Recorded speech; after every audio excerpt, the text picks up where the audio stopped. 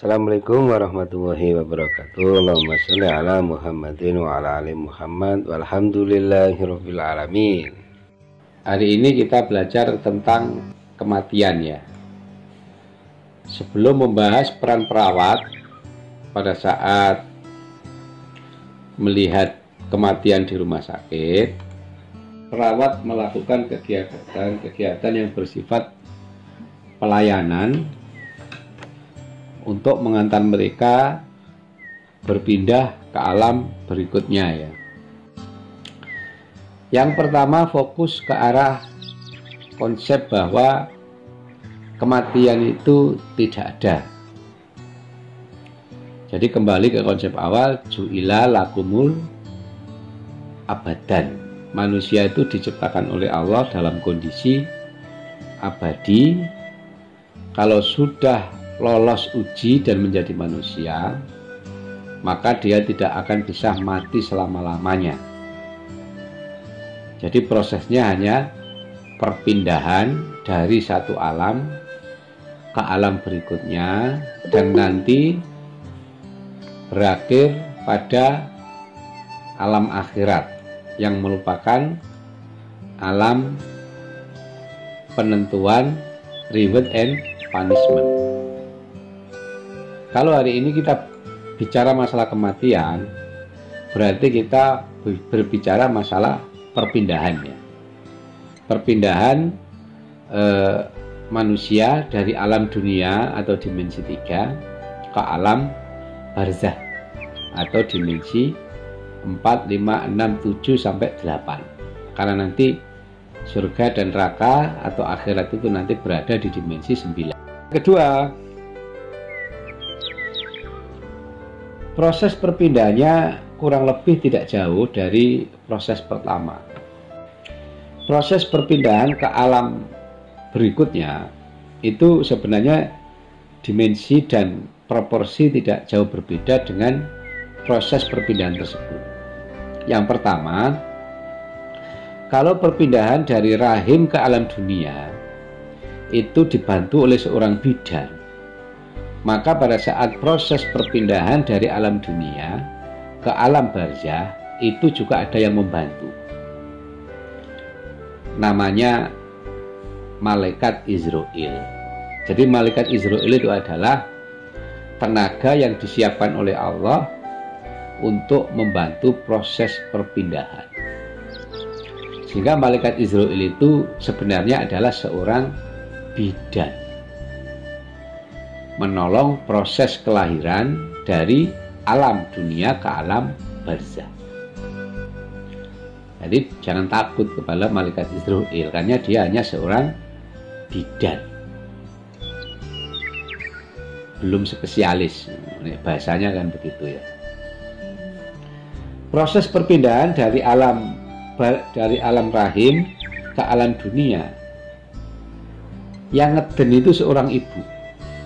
Jadi ibunya yang ngeden, sementara janinnya itu pasif. Perpindahan dari dunia ke alam barzah, yang ngeden itu kita sendiri. Jadi kita mengeluarkan nyawa kita itu dengan cara mengedan. Karena memang kita harus melepaskan sistem saraf penuh sistemik untuk bisa melepas ruh untuk meninggalkan tubuh kita. Itu juga perlu tenaga ngeden gitu ya. Jadi perlu mengedan. Jadi saya ulang, dari rahim ke dunia yang ngeden itu ibu kita, dari dunia ke alam barzah yang ngedan itu kita sendiri. Makanya lebih sengsara proses perpindahan dari dunia ke alam barzah, karena kita melakukan sendiri. Tetapi kalau dari alam rahim ke alam dunia, yang berat itu kan ibunya yang ngeden ya.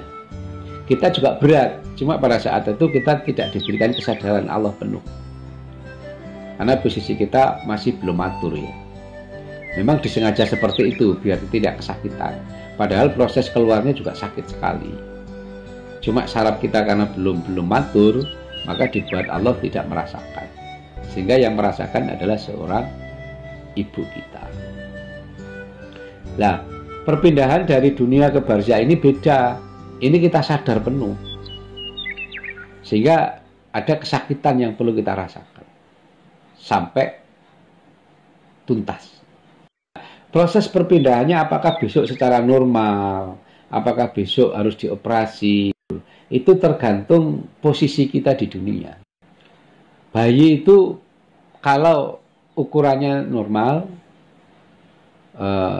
posisinya normal, maka dia bisa dikeluarkan dengan normal atau disebut sebagai kehamilan normal. Roh itu bisa dilahirkan atau dicabut, ditolong oleh malaikat dengan cara normal jika hidupnya penuh dengan kenormalan. Posisinya normal, tidak sungsang. Jadi kalau Anda di dunia ini energi negatifnya terlalu banyak, itu nanti sungsang, tidak balance, maka otomatis sistem pengeluarannya agak sulit, sehingga perlu dilakukan operasi. Kalau kandungan kan disebut operasi sesar ya. Kalau dari alam dunia ke barzah itu juga sebenarnya operasi, cuma operasinya di dunia gaib. Banyak dalil yang mengatakan kadang-kadang leher kita itu perlu ditali dari luar terus ditarik oleh malaikat. Kadang-kadang kita itu perlu dipukuli di beberapa bagian tubuh kita supaya ikatan sarafnya lepas dan lain sebagainya. Karena posisi kita berada di alam dunia ini posisinya tidak balance, sungsang, dalam bahasa kehamilan sungsang. Kalau hidup Anda di dunia ini mengikuti aturan itu dalam tanda kurung adalah agama, maka saudara jangan takut, berarti posisi Anda akan seimbang. Sehingga nanti proses keluarnya pun akan mudah dan keluar dengan cara kehamilan yang normal. Itu ya. Ini gambaran saja supaya Anda pindah kok. Aduh takut ya nanti kalau mati. Loh untuk apa takut? Wong kita pun pasti mati kok. Nanti kalau waktunya tiba ya akan lahir sendiri. Yang perlu kita takutkan itu adalah kita tidak menyiapkan bekal di akhirat nanti. Terus cirinya bagaimana orang meninggal itu? Ada banyak kajian. Ciri kematian itu kita bagi menjadi 4 komponen. Ada orang yang posisi pindahnya itu sangat baik, berarti husnul khotimah plus. Husnul khotimah plus. Ada yang mati baik, kita sebut aja husnul khotimah, belum plus, normal. Tapi yang tadi yang pertama itu husnul khotimah plus.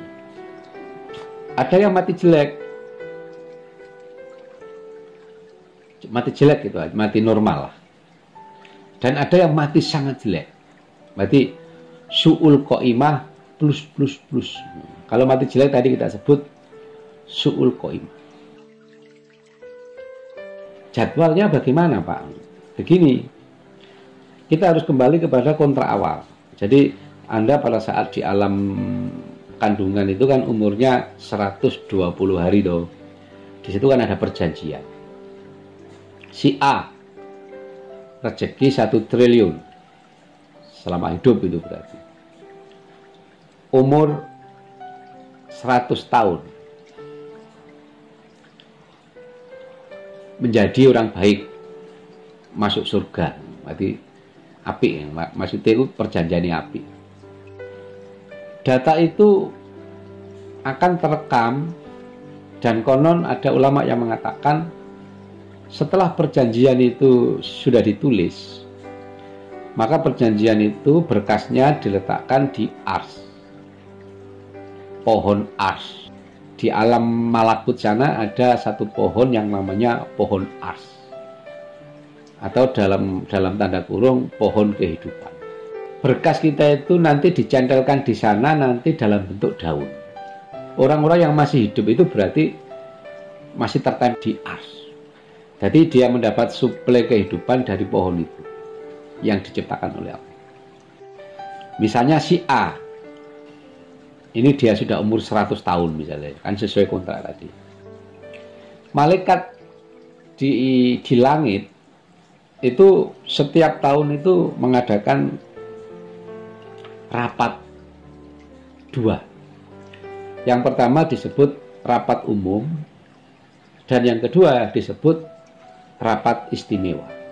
Jadi seperti DPR itu, seperti MPR lah, ono rapat umum, ono rapat istimewa.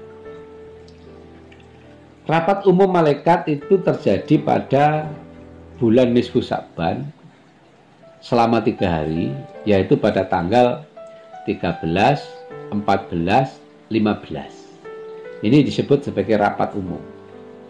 Seluruh malaikat mengadakan rapat di alam malakut yang dipimpin oleh malaikat Jibril. Jadi awak mau jombayangno Gusti Allah di mana? Ya Gusti Allah yo ora ono sing ero, masih malaikat ya ora ero padha wae. Gusti Allah itu tidak ada yang bisa melihat. Gusti Allah itu pencipta. Kita ini makhluknya. Kita ini cuma diserai tugas bahwa Allah itu ada, terus kita menyembah. Jadi yang ngatur kehidupan ini malaikat itu yang diserai oleh Allah. Posisi Allah adalah Al-Khaliqu sebagai pencipta. Jadi Gusti Allah kok bentuwino kerja ndak, wis mapan. Jadi alam semesta yang diciptakan itu wis mapan, wis apik, wis seimbang, wis sempurna. Ono tugasnya dhewe-dhewe rek. Wis. Contoh sederhana, kita kan bahas masalah si A tadi. Malaikat Israel buka. Oh, ini nanti si A ini sesuai perjanjian. Ini rapate tanggal 13. Rapate kan 3 dino. Ini sesuai perjanjian nanti bulan September mati deh. Kayaknya ini, iya. Oh iya, waktunya habis sudah. Dia hanya menentukan tanggal, tetapi si malaikat Israel ini tidak bisa menentukan matinya karena apa. Nanti ada kode sendiri dari Allah. Jadi yang bisa menentukan dia husnul khotimah, yang bisa menentukan dia su'ul qaimah itu hanya Allah. Tetapi malaikat Israel hanya dikasih Allah jatah pemberitahuan bahwa orang ini akan mati pada bulan September tanggal 30. Ikut dong. Padahal iki rapate dino, iki rapate di awal rapatnya adalah bulan Desember tahun kemarin. Jadi di bulan Nisfu Sa'ban sebelum Ramadan itu wis dalam waktu setahun ke depan itu wis dirapatno sangat bagus. Terus malaikat sebagai rezeki ngomong, si A iki rezeki ini 1 triliun, wis kalong 1,5 triliun. Berarti isik 500 miliar. Padahal umure isik mek 6 bulan. Iki kudu entek. Dia tidak akan bisa meninggal kalau rezekinya tidak habis. Makanya nanti selama 6 bulan itu dia akan mendapatkan rezeki sekitar 500 juta, 1,5 miliar.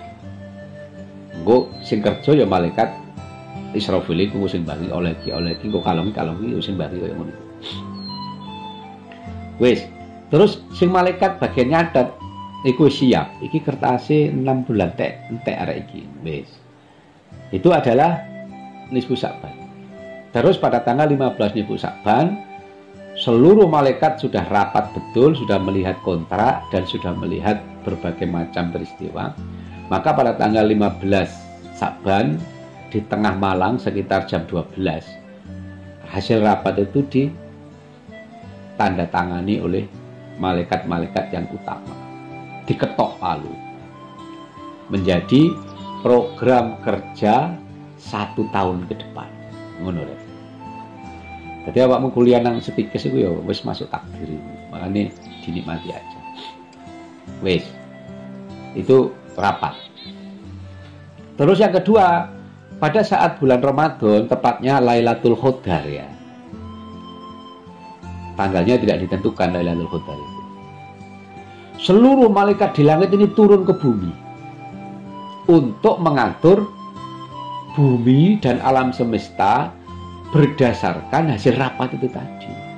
Jadi contoh misalnya kok Gunung Merapi itu jangan meletus. Kok Gunung Merapi harus dibolongi karo malaikat. Engko meletusnya tanggal piro. Terus matahari dibersihkan. Sengenge itu dibersihi embek kanibune malaikat. Bulan dibersihi cek terang. Makanya Lailatul Qadar itu kalau Anda tahu betul di pagi hari sinar matahari itu semakin cerah, sinar bulan juga semakin cerah. Aslinya itu kerja bakti malaikat-malaikat bersih bulan bersih matahari. Si iki jane mate. Ngono wis ditoto piye carane dhek iso mate tanggal ini. Kok ditokokno penyakit. Ngono. Kok kena corona ngono asine. Jadi sebegitu detail dan sangat bagus sistem yang dibuat oleh Allah. Makanya awakmu kuatir lah apa?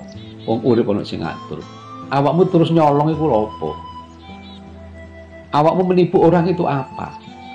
Kamu itu kalau menipu orang terus dapat rezeki, itu aslinya duitmu dewe, bukan uangnya orang itu. Karena rezeki itu tidak akan lupa kepada siapa akan diberikan. Kalau kamu mencuri, berarti rezekimu lewat barang haram. Ngono aslinya. Nek misalnya kamu gelem sabar, engko oleh duit sing kok curi dengan cara yang halal. Jadi tidak ada pertukaran rezeki di dunia ini yang tidak keluar dari rezeki yang sudah Anda jatah. Contohnya si A kan seumur hidup 1 triliun. Dia kok nyuri, dia maling. Ya oleh 1 triliun itu sampai mati. Sehingga kalau Anda punya hobi mencuri, punya hobi mengentit, hentikan. Itu adalah uangmu sendiri. Iku dhewe dhewe kok gobloke nemen awakmu. Wong duwe dhewe kok dicolong. Iku rezeki yang sudah jatah. Maka ambillah rezeki itu dengan cara yang halal supaya Anda tidak berdosa. Tapi kata-kata elak badi ya. Lu goblok wong duwe dhewe kok badi.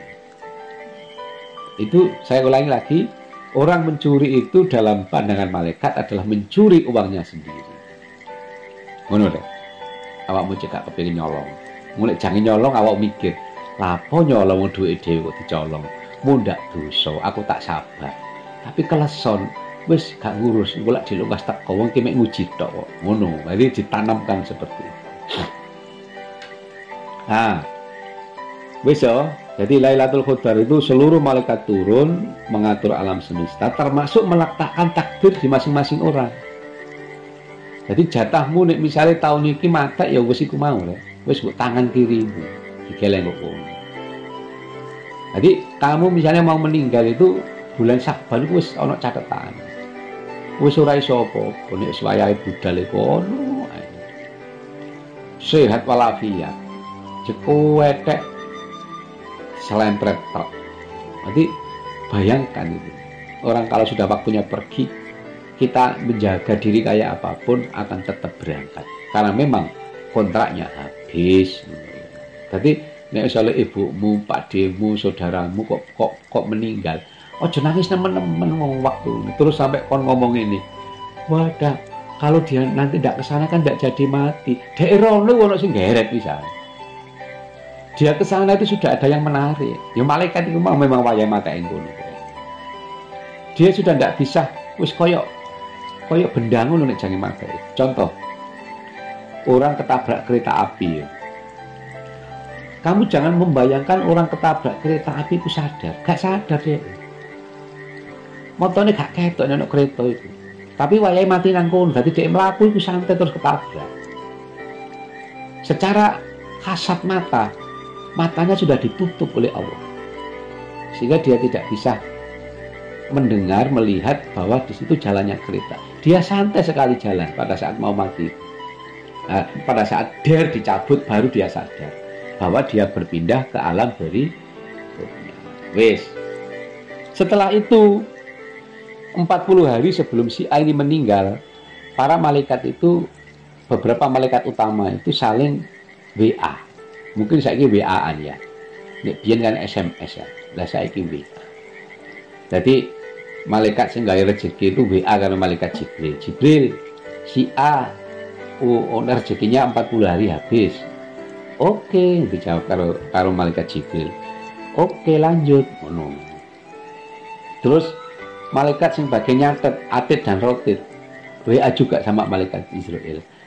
Hei friend, jangan lupa bro, pada tanggal ini si A meninggal. Kok sudah si A meninggal. Si A ini catatannya hilang. Dijawab kalau malaikat Israel. Oke, lanjut. Jadi sangat-sangat sistematis. Jadi ojo sampai mikir matek terus keliru wong ora enek. Malaikat itu kayak komputer. Malaikat itu digital. Sing kok delok malaikat mbok TV kula malaikat zaman dulu. Malaikat terus tak gawe digital. Malaikat saiki gawe digital. Kemajuan zaman itu handphonenya wis gak podo karo handphonenya awakmu. Hamin 7 kurang dari 7 hari si mati ini akan merasa, sehingga ada rekayasa orang sebelum meninggal itu yo. Ada aja kesan-kesan untuk memberitahukan keluarga yang mau berangkat. Nanti kalau lihat Anda orang yang meninggal terus tanyakan lah. Ada kesan-kesan yang dia sendiri tidak sadar untuk memberikan kesan simbolik kepada keluarga. Nah, pada saat pada saat Hamin 7 ini turunlah daun berkas dari ars jatuh ke bawah, dan itu instruksi kepada malaikat Israel. Isinya 5 perkara. Siapa namanya, di mana tempatnya nanti dia mati, mati karena apa ya, mati baik atau mati jelek, barengane sak donya iku sapa. Sebab naik ke atas kan perlu bis, perlu bersama-sama. Jadi kamu jangan bayangkan budal dhewe ngono ndak. Ono sing mlaku, ono sing naik pesawat, itu menghadap Allah pada saat dicabut nyawa itu beda-beda. Hitungane detik menit sak donya iku ono barengane. Engko iki ditumpak nopo? Iki kelas elit. Ngono engko. Kok srot kok tipi-tipi gak ngono. Wong pindah kok ngono. Pada saat hari H, harinya sama, detiknya sama, dilakukan eksekusi. Berangkatlah, pindahlah dia ke alam berikutnya. Terus cirinya dia mati baik apa Pak? Ini tadi. Kita masuk di sini sekarang, di slide ini. Jadi mati kita bagi menjadi 4, sangat baik, baik, jelek, sangat jelek. Mati yang sangat baik itu cirinya adalah, jadi 1, senyum. Yang kedua, wajahnya itu cerah gitu loh. Cerah, ceria. Dan yang ketiga, tidak ada bekas-bekas hitam atau bekas-bekas yang bersifat penyiksaan. Dan yang keempat, tenang sekali dia. Kok bisa seperti itu? Ceritanya begini. Jadi Allah itu menservis betul orang-orang yang sangat baik.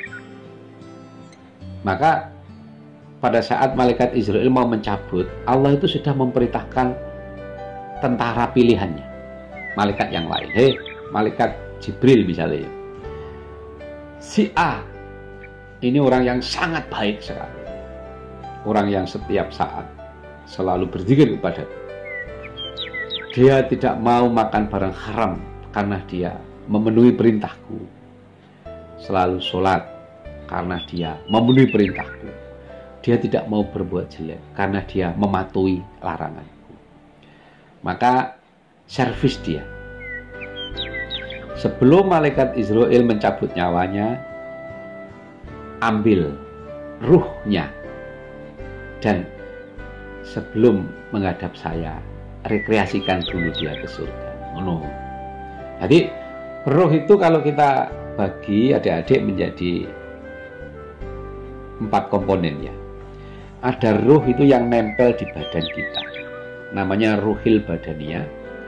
Ada ruh yang menempel di akal kita, namanya ruh akaliyah. Ada ruh yang menempel di nafsu kita, namanya ruh nafsiyah. Wis telu lah. Ojo apa akeh asine pitu tak terangno telu. Orang yang bermimpi, ini contoh orang bermimpi. Orang itu bermimpi, kalau di dalam mimpinya itu dia tidak tahu kebaikan dan tidak tahu itu jelek, biasanya mimpinya yang keluar itu hanya ruh nafsunya. Jadi dia gak ngerti, oh elek apik kurang ngerti, itu nafsu. Ono arek wedok langsung disikat, ngipi koyo ngono ngipine. Berarti yang keluar adalah ruh nafsiyah. Kalau orang bermimpi, dia tahu kebaikan, tapi setelah mimpi kok lali mana ya, ngono ya. Mari mimpi kok lali. Itu berarti yang keluar adalah pada saat mimpi itu ruh akalnya. Kalau orang itu bermimpi kok koyok kenyataan yo, koyok temen yo, mimpiku mau. Dia tahu apik, dia tahu baik, dia tahu agama. Di dalam mimpi itu betul-betul dia ngene iki dosa, ngene iki gak oleh. Itu yang keluar adalah ruh akliyah sama ruh nafsiyah. Tapi ruh badannya masih. Dua-duanya keluar. Ngono rek. Jadi sing ditinggal mek ruh badaniyah. Jantungnya bertak itu ruh badaniyah. Lah, orang yang sangat baik sebelum dicabut oleh malaikat Israel, ruh akliyah sama ruh badaniyah ini sudah dibawa oleh malaikat Jibril. Dijak rekreasi misalnya. Jadi malaikat Israel itu mek nyabut ruh badaniyah tok. Karena yang dua sudah hilang sebenarnya. Jadi dia diajak rekreasi, terus dipertemukan istri-istrinya, rumahnya di surga, maka dia tersenyum, wajahnya semringak, seperti orang tidak mati, tersenyum, ketawa, ya Allah, seperti ini ya surga. Dicabut, yo sing kroso yo mek badannya tok. Sementara akal sama nafsunya kan sudah pergi. Sudah, habis itu malaikat Israel ke surga dulu untuk menyatukan 3 ruh baru menghadap Allah. Iki predikat mati orang yang sangat baik. Wes ya. Muga-muga kita masuk di sini. Yang kedua, predikat mati yang baik. Mati yang baik itu levelnya level standar. Jadi orang yang matinya mati bias, mati yang husnul khotimah tapi dalam taraf standar ya, tidak terlalu baik. Itu akal, nafsu sama ruh badannya dicabut bersama-sama. Tapi Allah juga tetap ngasih fasilitas. Wahai malaikatku si B, karena dia orang baik, Allah tetap kasih fasilitas. Wahai malaikat Jibril atau anak buahnya, si A ini orang baik meskipun ya kadang-kadang jelek juga, tapi proporsi kebaikannya lebih banyak. Dia sholat, ya kadang-kadang ya ngelirik arek lanang, wis maklum lah menungso. Tetapi hitungan kalkulasinya dia masih tergolong sangat baik. Ini supaya nanti proses kelahirannya tidak terlalu berat, ambilkan air Al-Kautsar dari surga. Nanti siramlah mulai dari keningnya ke bawah. Makanya malaikat datang, disiram tubuhnya, malaikat Israel datang mencabut nyawanya. Sehingga pada saat dicabut atau pada saat pindah ini dia tidak terlalu berat. Karena sudah dikasih oli tadi. Oli itu dalam tanda kutip adalah air Al-Kautsar, sehingga lebih mudah keluar. Nah, makanya cirinya orang mati baik itu adalah biasanya di keningnya itu akan keluar keringat yang banyak. keringat banyak itu dohir. Padahal secara gaib sebenarnya keringat yang banyak itu adalah siraman air Al-Kausar dari surga. Jadi air Kausar itu khusus diberikan kepada umat Rasulullah, yang salah satu fasilitasnya adalah diberikan pada saat mau nazak, yang kedua diberikan pada saat masuk surga. Yang lain tidak dikasih, karena memang ini diperuntukkan untuk Rasul dan umat-umatnya. Tapi ada syarat yang harus dipenuhi. Maka bacalah surat Inna a'tainakal kautsar fasholli lirabbika wanhar. Inna, sesungguhnya aku memberikan sesuatu yang sangat mulia kepadamu ya Rasul. Salah satunya adalah telaga Kausar. Terus Rasul tanya, gimana umatmu? Umatmu juga saya beri, cuma ada syaratnya. Maka ayat ini dilanjutkan, fasholli. Umatmu harus sholat. Kalau umatmu tidak sholat, maka dia tidak dapat fasilitas air Al-Kausar. Ya. Jadi syarat untuk bisa mendapatkan ini adalah air Al-Kausar. Kita masuk yang ketiga, mati jelek. Mati jelek ini adalah mati normal. Mati yang tidak ada rekayasa. Jadi pada saat malaikat Israel datang, orang ini itu tidak dikasih oli, pokoknya tidak dikasih apa-apa. Jadi cara pertolongannya itu Yus, pertolongan yang bersifat normal standar itu. Yus dicabut, wis orang no oli nih, wis saanane. Jadi kematian di sini adalah kematian yang sangat menyakitkan. Nah, yang terakhir mati sangat jelek ini sama dengan mati yang sangat baik. Cuma mati yang jelek ini ruh akal sama ruh nafsu diseret oleh malaikat untuk dipertontonkan neraka. Maka biasanya ciri orang yang mati sangat jelek itu ya hilang maneh, lali maneh, mati maneh, terus urip maneh. Biasanya seperti itu. Dia perlu ketakutan karena dia telah melihat neraka dan nanti akan timbul lebam-lebam hitam di seluruh tubuhnya sebagai efek gaib atau efek batin bahwa ada terjadi sesuatu yang berat di dalam proses perpindahannya. Nah, bagaimana perawat menyiapkan hal itu? Perawat di sini sebagai seorang fasilitator. Perawat mengatur, misalnya diperkirakan nazak, itu kan biasanya kita mengajak seluruh keluarganya, Pak, kayaknya bapaknya kritis. Anda siapkan, Anda atur, Pak, ini agamanya apa ya? Islam ya. Oke, Pak, ada yang satu ya, siapa yang bisa baca surat Yasin? Mau contoh. Terus ada Bu yang bisa talqin, membisiki kalimat la ilaha illallah. Saya Mbak. Berarti ono sing maca Yasin, ono sing bisiki, satunya memegang kakinya Mbak, dinyet-nyet. No. Proses kematiannya dihadiri oleh keluarga. Tenaga medis sudah menyatakan ini kritis, sudah tidak usah ditolong. Berarti ono sing yasinan, ono sing bisiki, Pak, la ilaha illallah, la ilaha illallah. Ono sing mijeti kakinya, kita memfasilitasi, menyiapkannya. Kita tidak usah ikut proses biar keluarganya.